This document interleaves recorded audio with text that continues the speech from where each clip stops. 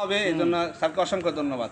না সেগুলো কইছে যে সদরের প্রতিবেশীর একদিন খাওয়াইতে সামনে আমাদেরকে খাওয়াবে, স্যারকে অসংখ্য ধন্যবাদ। সাতক্ষীরার লোক কি খাওয়ানোর কোনো ভয় পায় নাকি? স্যার কি ভয় পায় নাকি? না না না, সেই জন্য ধন্যবাদ জানাও স্যার। স্যার একমাত্র ব্লগার পূর্বদলা খাদ্য গুদামের সহকর্মী সহ আগমন। তবে সহকর্মীদের ভিতরে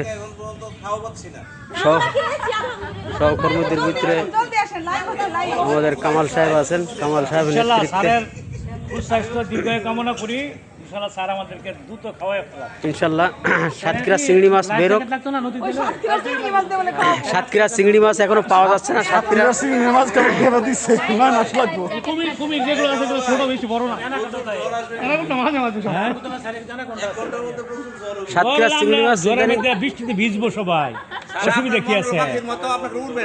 সাতক্ষীরা চিংড়ি মাছ ভাইরাসে মরে গেছে শুনলাম, এখন সামনে হবে কিনা নতুন করে লাগাচ্ছি, তারপরে যদি হয় তাহলে খাওয়াবো আর কি। কামাল সাহেবের অনুরোধ তো আমি আর ফেলতে পারি না। পূর্বদলা খাদ্য গুদামের সহকর্মীদের সাথে নেত্রকোনা এবং ময়মনসিংহ সীমান্তবর্তী একটা খাদ্য গুদাম।